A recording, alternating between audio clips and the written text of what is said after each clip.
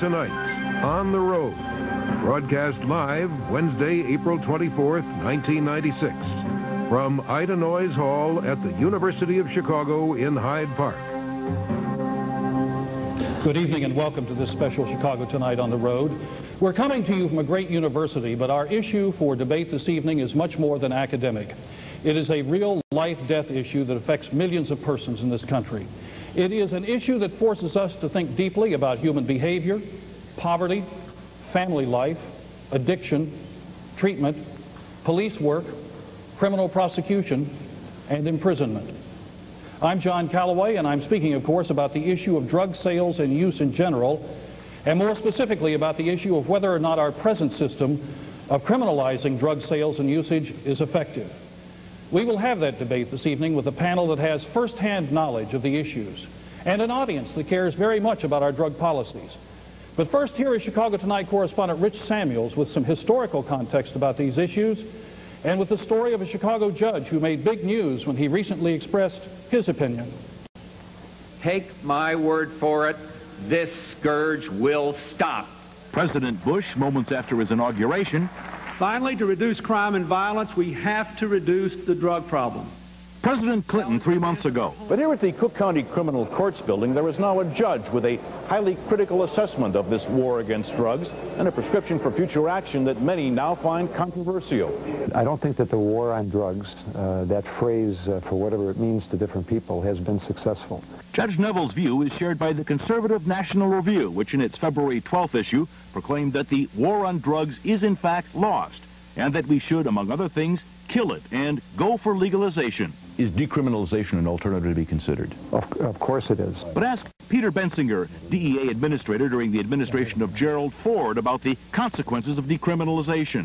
I think it would create chaos. You'll have a great deal more addiction and not necessarily less crime. In fact, probably more crime.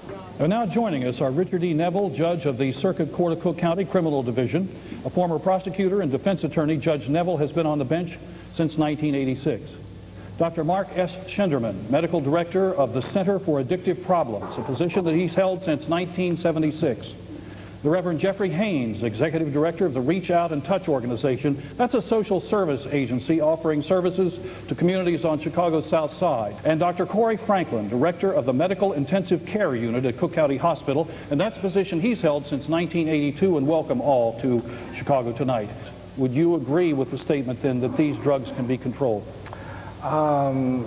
First of all, I'd like to state that if you control drugs, how can you control an addiction?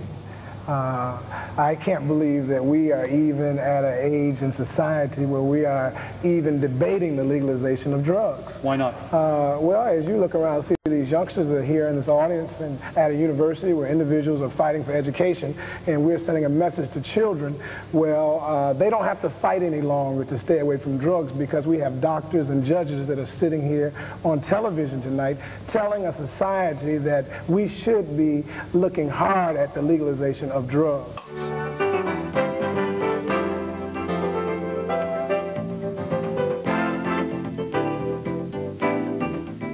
Welcome to In Your Interest. I'm Carol Davis Dillard. We are taking a look at crime and violence and at solutions and innovative programs that are helping to rid our society of crime and violence, and particularly helping our young people.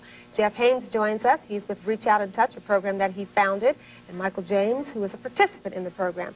Michael, you're in the program. Yes. And you're particularly in the part of the program that helps people who've had a substance abuse problem. Yes. How did you get involved with Jeff? I had met him in a treatment facility years ago, and I remembered him, and I called him when I needed some help. I called him, and he was there for me. And if he hadn't been there for you? I don't know what I would have did, but thank God he was there for me.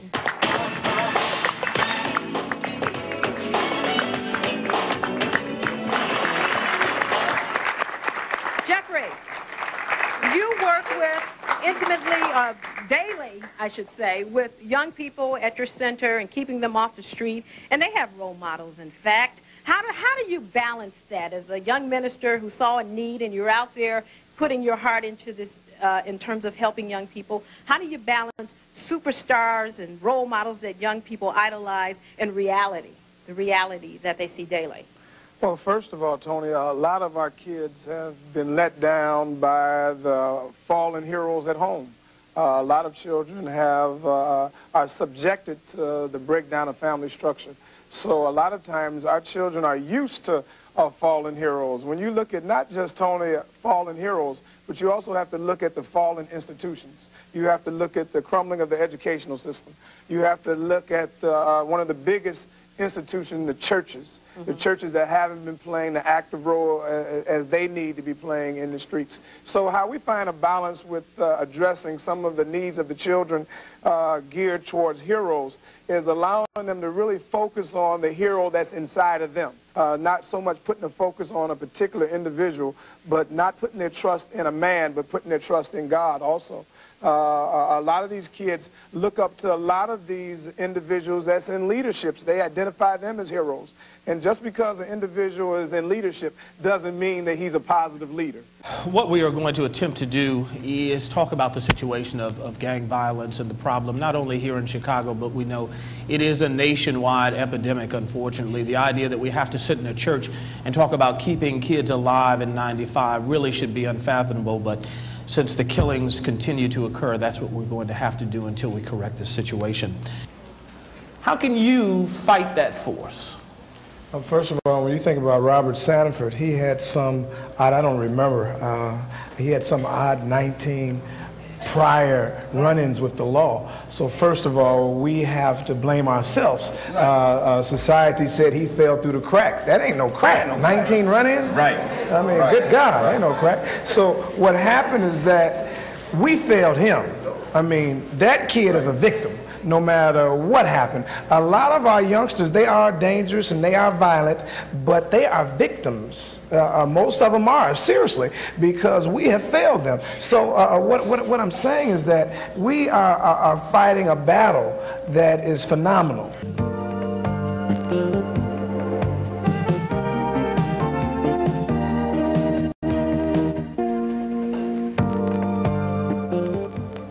Welcome back to our show. It's been estimated that there are 125 gangs in the city. Those belonging to the gangs range in age from 8 to 55 and may number as many as 12,000. While gangs are virtually everywhere, no community may have a worse gang problem at the moment than Inglewood. Why do these kids join gangs? What it boils down to, most individuals that get involved in gang activity are basically missing three elements: compassion, love, and they know absolutely nothing about God. And this is how they seek that attention from this gang. That's where they get their attention from the negative element of a gang. And again, when we're in the school systems, we're also in 23 public schools, and we also do some street work with individuals involved in gangs and drugs. And these youngsters want out. They just don't know how to get out. These kids come up why can't they just leave? I mean, what do you mean? I don't understand this.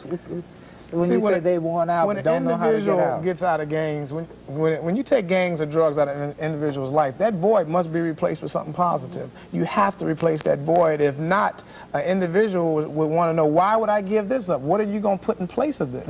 Residents of the Inglewood community calling for the city to do something about a proliferation of abandoned buildings here.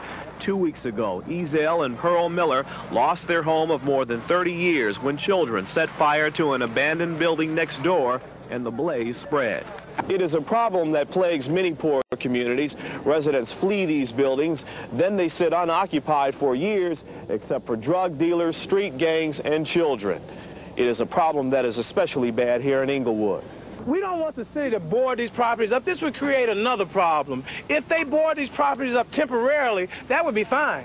But we don't want these buildings to stay boarded. These buildings here were boarded up for years. 4 years. 4 years. Look what happened. We aren't going to tolerate this. Are we going to wait till one of our children die? Is it going to take the blood of a child for something to happen?